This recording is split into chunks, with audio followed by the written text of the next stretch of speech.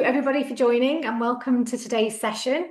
We're going to be talking about negotiating your CFO compensation package. Perfect. So welcome. Thank you for joining us. For those of you who don't know me, I'm Chris Schneider, Regional Director with CFO Recruit. We are a search firm and we specialise in the placement of finance leaders with businesses across North America. We are part of Exec Recruit Group, and our sister company does the same thing in the UK and Europe and has been in operation since 2013. I'm joined by our global MD, Phil Scott, today. If you want to say hi, Phil. Hi, everyone. I'm the global MD for Exec Recruit Group. I'm, as I say, CFO Recruit. I've been recruiting CFOs now for nearly 25 years, I think. So hopefully we can, between Christine and I, we've got quite a bit of knowledge to tell you today about negotiating the CFO offer. Yeah, so I think based on our interactions, obviously we're speaking with clients and candidates daily. We thought it might be helpful to run a session on negotiating your CFO comp package. I'm going to run through a brief presentation, and then we do want to kind of have a bit of interaction at the end and perhaps share your own experiences, ask any questions. I know that you're CFOs and part of your job is negotiating. You know, you're dealing with accountants, auditors, PE firms. So I'm sure you're all pretty smooth negotiators, but I do think when it comes to negotiating your own package, you know, the stakes are a bit different. It's more personal.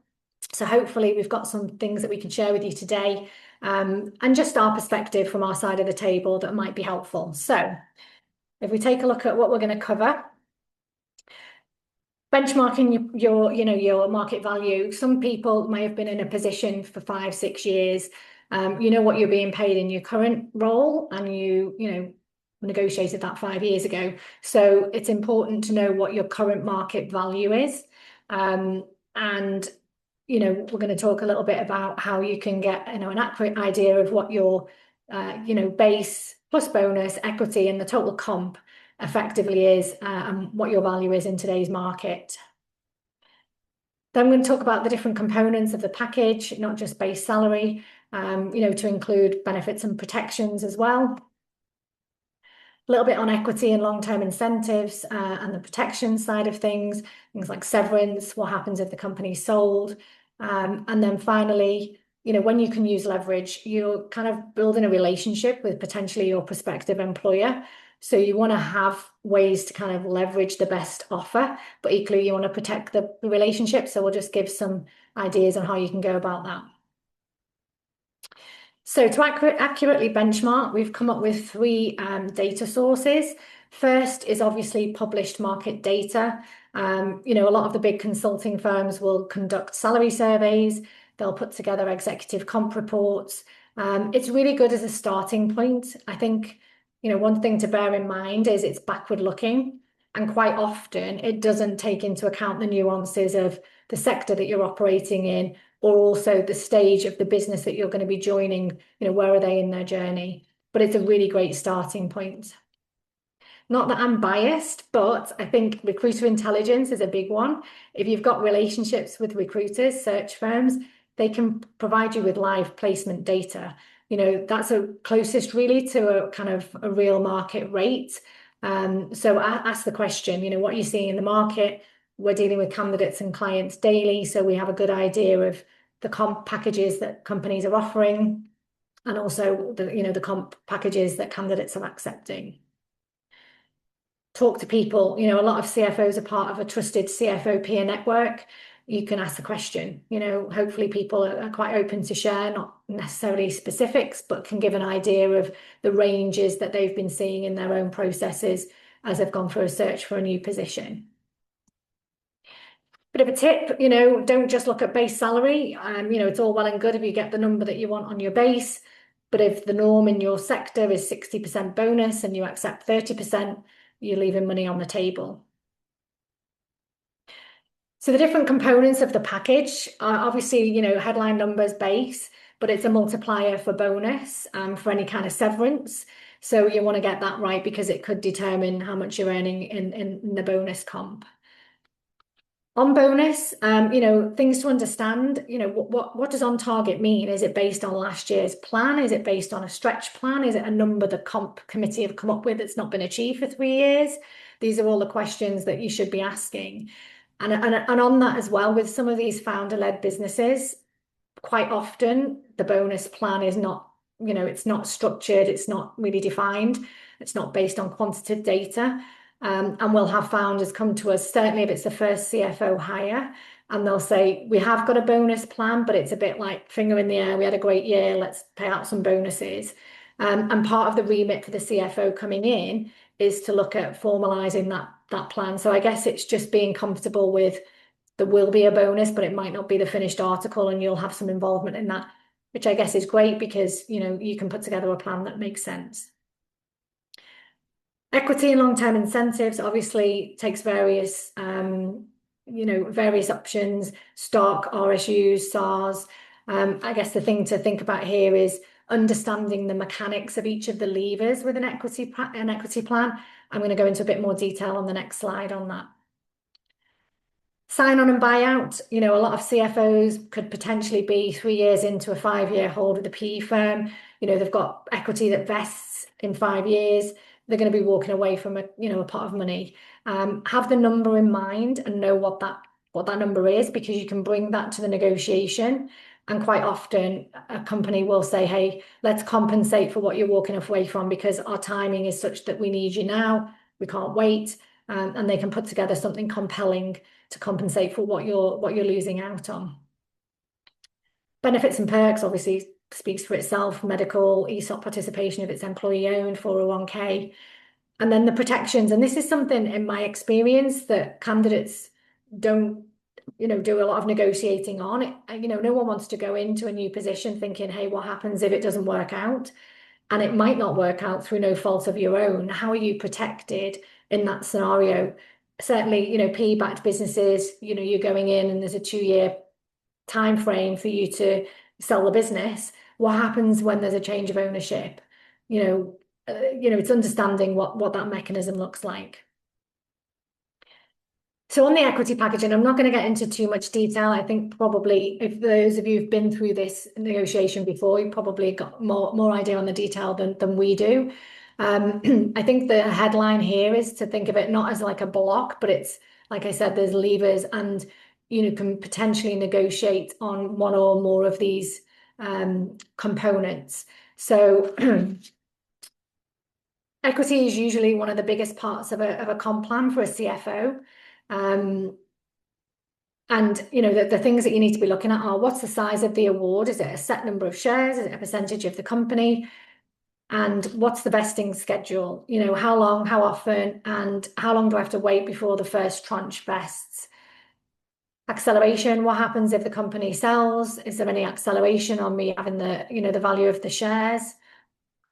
And are they performance related? And if so, how's that calculated? How's it measured? And then if I leave as a good leaver or a bad leaver, what happens to any invested equity? And is it realistic? We're saying that I'm coming in and I'm going to be taking this business through an exit in 18 months to 2 years. Is the timeline realistic? And I guess it's just here giving you, things to think about and questions to ask. There may be that, it's a set number of shares, you can't negotiate on that, but actually we can take a look at the vesting schedule. So it's looking at the components and where you can have some leverage. Sources of leverage, I've come up with 4. First is scarcity of fit. Obviously, you've gone through this in your recruitment process. You have a really good understanding of what the client needs. What have you got that they need? Is it specific sector experience? Have you gone through a deal that's very similar to a journey they're about to embark on? Or have you got a list of contacts within the PE world that you can introduce them to? All of this is why you've been offered the position in the first place, and that's where you can use that as leverage to get to an offer that makes sense for you. Competing process, it's standard when I'm speaking with a candidate and presenting an opportunity. I'll always ask, what other processes are you in? The candidates that give specifics, okay, well, I'm talking to another PE-backed firm. I'm at final stage. I've met with everybody but the PE sponsors, and we're looking at a package that's going to range from X to Y. That I can go back to a client with and say, hey, I know this is your preferred candidate. They are in another process, and this is what it's looking like. This is the timeline, and this is the comp that's likely to be on offer. Versus a vague, yeah, I'm interviewing with a couple of other companies. Where there's something specific, we can use that as leverage. And I always share that with the client so that they can then make an informed decision of, where the competition is. Current package, again, we kind of talked a little bit about that, but if there's a retention bonus, if there's some invested equity, what's that number that you're going to be leaving on the table if you join this new organization, and how can we, accommodate that and compensate for what you're leaving behind? Timing of the deal, as you've gone through the process, you understand, their timeline. Are they coming up for an audit? Are they going through a funding round? Knowing their timeline, it might not mean that you can negotiate further in terms of the financial package, but they may be able to offer things that don't cost them a lot, that works in your favor. Like I said, it's really important to give specifics. The specifics land. Otherwise, it can feel a little bit, manufactured. Oh, I'm just going to say there's other things on the table, but they're not really there. I think it's really important to lead with your interest in the role. If a candidate says to me, hey, I've got a couple of options, but this is my preferred choice. I really like the company. I really want to be their CFO. Whatever they say comes next, it kind of lands a lot more positively, and I'm going to really go to bat because they want the position. So when I speak with the client, I'm going to do everything I can to help them secure the role. And this goes, as well if you're negotiating directly with the client. This is the age-old adage of the person who speaks first in a negotiation usually concedes. So once you've kind of given that this is what I'd be looking for, stop talking. And then the other one is, negotiate on the package. Some people get hung up on base salary, but actually it may be that is the top number on the base. So where can we have accommodations to make this work? Okay, we can increase the bonus by 30%. So think of it as an overall package, not just one line item. Some of the ways that you can kind of word it so that it comes across in the right way. When you asked your number, based on the scope and comparables I've seen for this stage in the sector, I'd expect the base to land between X and Y. I'd want to look at a total comp plan with bonus and equity. So what you're doing here is you're talking about things you've seen in the market, other companies, similar sector, similar stage of where this business is at, and that's kind of the basis for the negotiation. Pushing back on the first offer, again, really kind of reiterating, this is the right role for me, this is where I want to be, this is the company I'm interested in. But as it stands, the offer's a little bit below where I'd expect. Can we look at it together? You're not making demands, you're just being honest and saying, hey, I really want to come work for you, but it needs to be a package that's going to make sense. But let's talk it through together. So it's, I'm not demanding X, Y, Z. Again, it's all kind of a little bit of the same. I think the important note here is just to show your enthusiasm for the position, provided it is your number one choice, because I think then, you can frame it in a really positive way to make it work. This is what I'm walking away from. I'd be looking at a base of X and a long-term incentive of Y.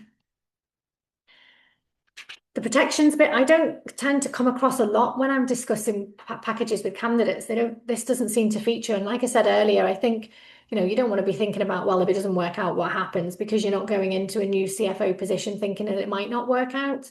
But there might be, a situation beyond your control if the business is sold, and what happens then? Am I out of a job?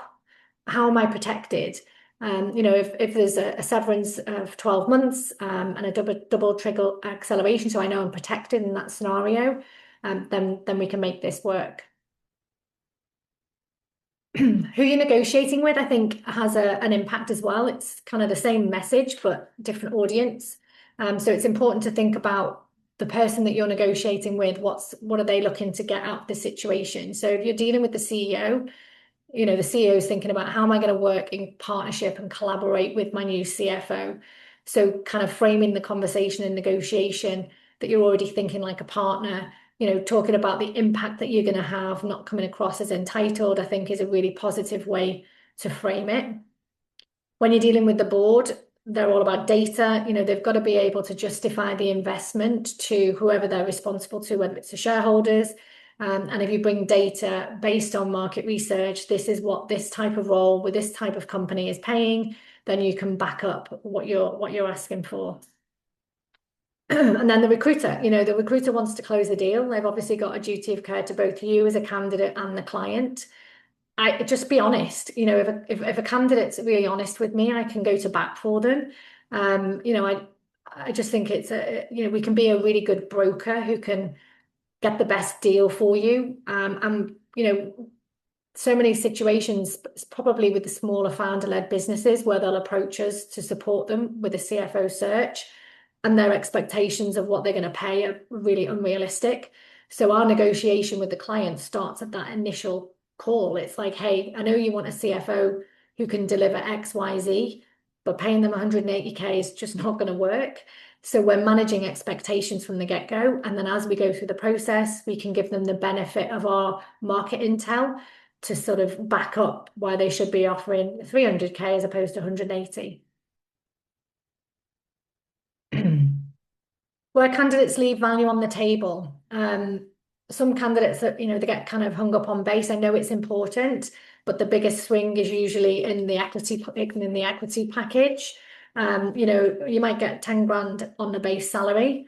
And it might feel like a win in the moment, but long term, a 1% increase in the equity package could mean, 50 times, 100 times. So it's just having a kind of a longer term view, I think. Skipping the protections, as I said, quite a lot of the negotiations that we have on behalf of candidates, it doesn't come up very often. But I think it's an important one, just understanding, what protection is there for me if I'm exited because the business is sold. All those different scenarios where you're not going to be left high and dry back on the job market. Naming a number too early. This is a tricky one because when I approach a candidate and present an opportunity, I'm presenting the opportunity and saying, this is the salary range, this is the comp plan. I'm not expecting the candidate to say, yes, I'm looking for X and at that stage. But we need to know that we're in the right ballpark. So it's just knowing that the range works, because we don't want to waste a ton of time and get to the final stage of the process and then, there's a mismatch.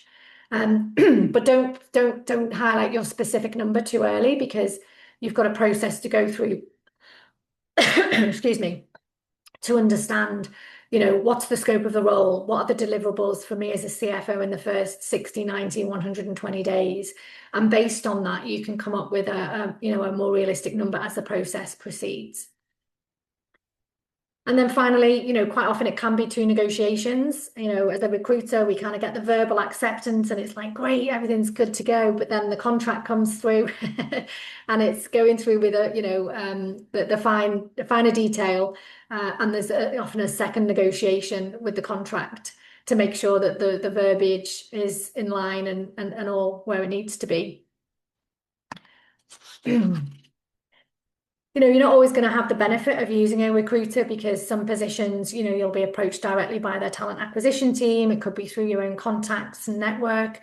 But if you do have the opportunity, I think a recruiter can be a really good resource for you, because they can test the waters with the client. They generally know, where there's wiggle room and can really kind of help in that negotiation to get the best deal for you. So yeah, hopefully that gives you a little bit of insight. Just wanted to share some thoughts from our side of the table. It'd be really interesting to get some insight, from your perspective. I think, as a CFO, certainly if you're in post for a number of years, you may only go through these negotiations, 3-4 times throughout your career. But the negotiation you have today for your next position sets the floor for your next role after. And each one of those compounds through multipliers and equity that vests over years. So it is important to get it right. You don't want to leave value on the table. So Yeah, that was my insight, just my tooth penneth to share. Hopefully it's resonated and been useful. I don't know if you've got anything that you want to add, Phil, and then we can see whether people have got any questions. I'm going to stop sharing my screen now. I'll just go through some tips, and then we'll open up to some questions. So, I mean, it goes without saying, and it is obvious that every process is unique with a different set of circumstances, and how hard you can push will depend on those situations. I mean, I would say that over my career, I've probably been involved either directly or indirectly with at least 500 separate CFO placements and negotiations. So I'll just cover some extra. Probably just cover what Christine has covered, but expand on it a little bit. One thing I would, the first thing just to cover is don't waste time on an offer you would not accept. What I mean by that is waste other people's time, including your own. It does sound obvious, but Christine will agree with me. It is actually surprising how many people do it. And what I mean by that is we'll negotiate and we'll say, a CFO might say to us, listen, if you get me X, I'll certainly accept. You hone the whole negotiations, and you're talking, days, weeks, hours into this, and they just don't accept. And it's not because the offer doesn't match what they're looking for. It's just another hygiene factor. So if you know that even if a certain number is met, you just wouldn't take that because it's not the right opportunity for you, then you will lose credibility with recruiters and employers in that situation. So if you know early that you just wouldn't, it's not an opportunity for you, don't go down that negotiation. As I say, you probably all sat there thinking, yeah, I wouldn't do that, but it happens more often than you know. The other thing I would say as well, know what a yes will be and what a no will be. And if it's just not right for you, at least you can sleep easy knowing that you've walked away and you've not undersold yourself. And there will be employers that try to take advantage of you. So just be comfortable at what point you would walk away from something. Like Christine said, do forego some of the basic if the upside is worth it, because that can be a really well creating opportunity. And then the other thing that I would say when we've seen things fall over is when people have been too greedy, they've pushed too hard, and then they try and backtrack and it's too late. An employer has been put off where someone's really pushed for a number when they would have been happy with a smaller number, and they've just turned to another candidate because it's really put the employer off. So just be careful in that situation.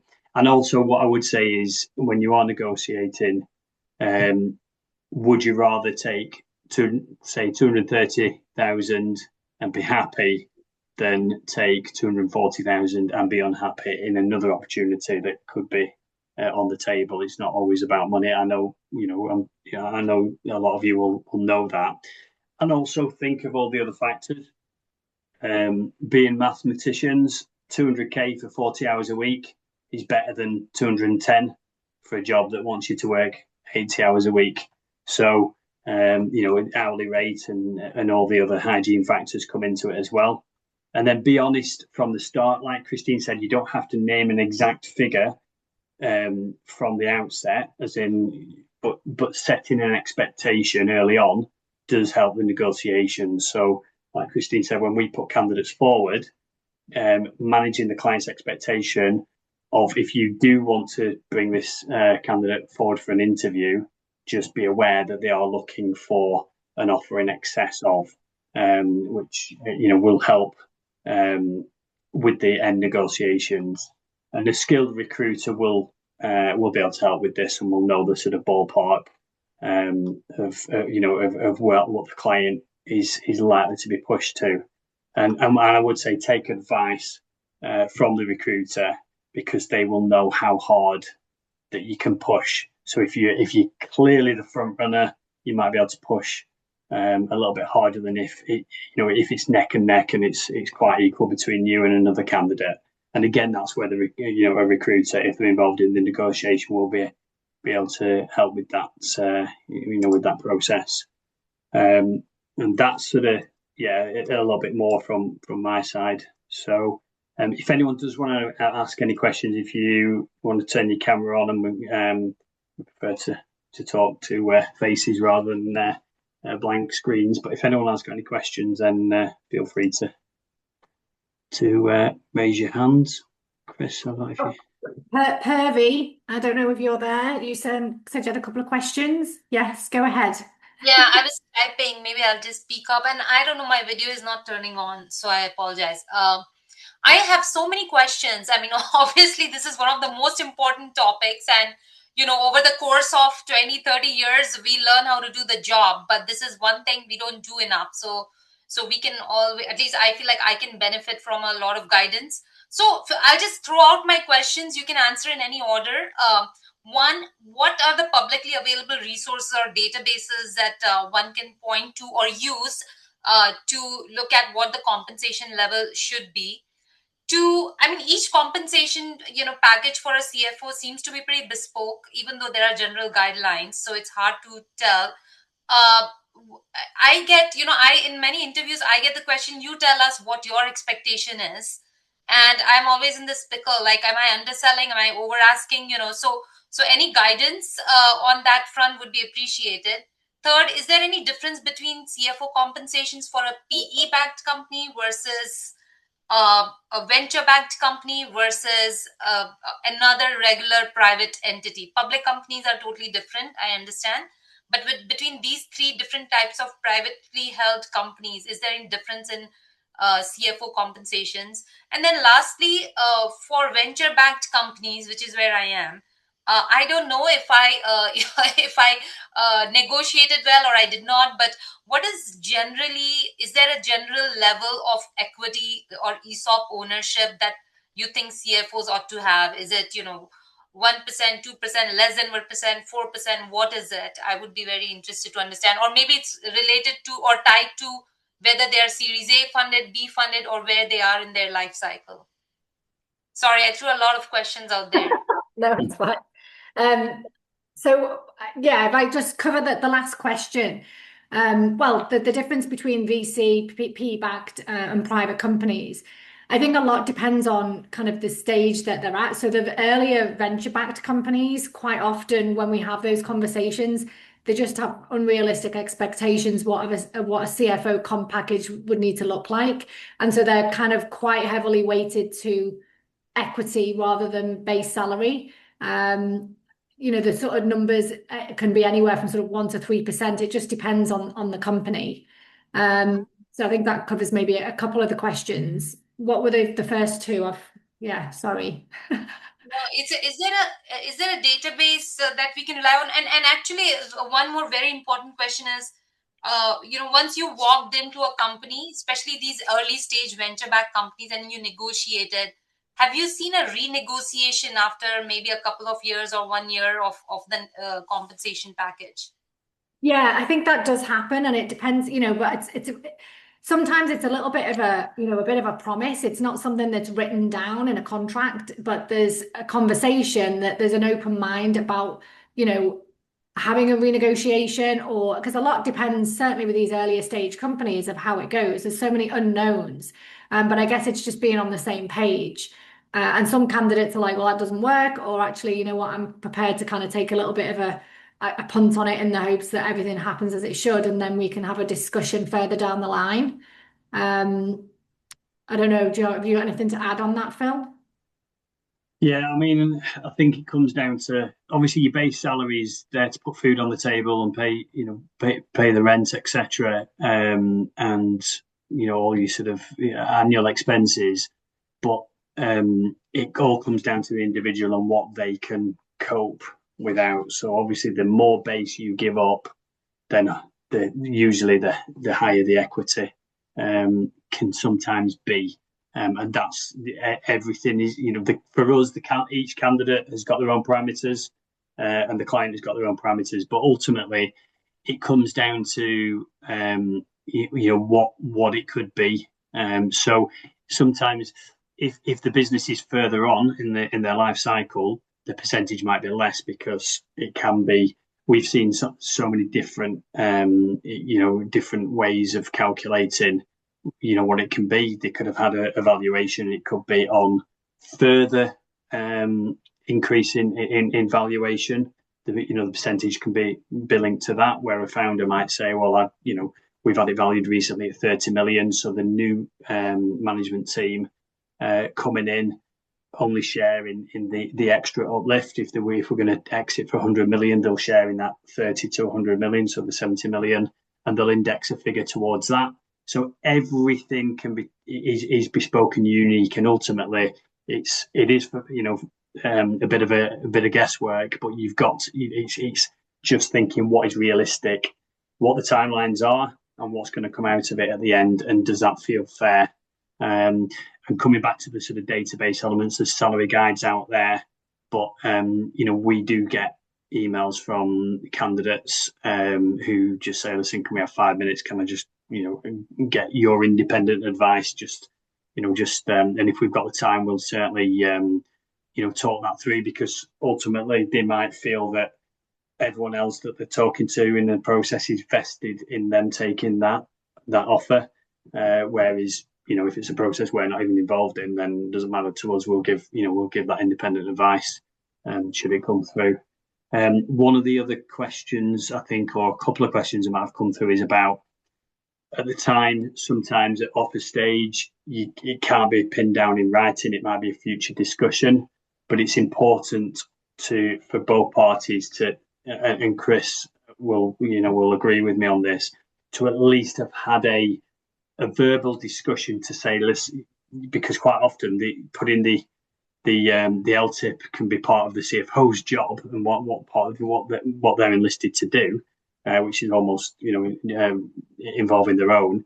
But it's an agreement, a verbal agreement to say, I'm expecting that once I've proven myself after 6 months or 12 months, that this discussion is going to take place, and I'm expecting that it's going to be at least this type of figure or this type of package. At least the expectations are put down, and whether that's done over an email or whichever, so it can, at least it's less chance of derailing, because it can, if everyone is just making assumptions of what that equity discussion is like to look like, then it sometimes, as we all know, when we've had discussions and negotiations, that the two parties have got total different ideas, and you don't want to be finding that out 12 months down the line. So at least a verbal discussion, I would say. Chris, anything to add on those? Yeah, I mean, I've had one recently where they're going to be going towards an exit in the next 18 months, and it's a tricky one because there'll probably be some kind of transaction bonus at that point. But the big, the wider equity discussion will come when the next PE house is involved, and the CEO is very kind of clear about it. He's like, I don't know who's going to come on board, who our new partners are going to be. So that's not a discussion for now. That's a discussion for then. But I guess it's just knowing that there's an open mind on that there will be a discussion, and knowing that there's, some near-term kind of bonus for any kind of transaction that does happen as planned. Greg's asked a question about, do we open our network to CFOs to talk to each other? If you go onto the CFO Recruit website, under the CFO forum, there's an app. We've got a communities group for CFOs to have these sorts of discussions. So hopefully, Greg, that answers your question. You can reach out to either Christine or I if you can't find that on the website. Cool. Well, hopefully it's been useful. Anybody got anything else they'd like to share? Any more questions? I know it's been a bit kind of high level, but I guess the idea is just giving, a bit of food for thought rather than getting into the specifics and the detail. So yeah, I don't know if anyone's got anything they'd like to add. Joe? Hey, sorry. I had to join a little bit late. I was dropping off my daughter. Are you guys going to share the deck? Are you able to? I missed probably the first 15 minutes. Yeah, so the session's recorded, so there'll be Great. yeah, you can watch the beginning of the recording. I'll send a follow-up email with a link to to all of the resources basically that are available to you, and I'll pop the deck on there as well.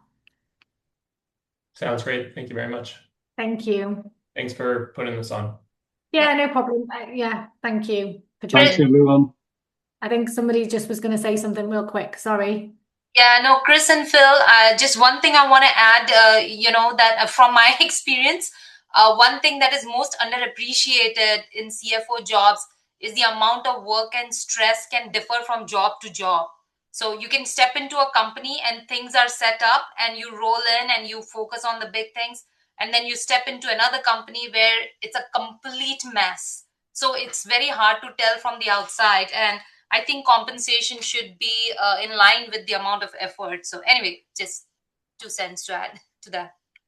Yeah, and that would kind of feeds into where I was saying, as you're going through an interview process, you're kind of gathering information and you're getting a bit of an idea of where the company's at in their journey. Are there lots of challenges, and what's your remit as a CFO to help either turn this around? So, then you can start forming a bit more of an idea of what that number needs to look like, as opposed to kind of a wider range.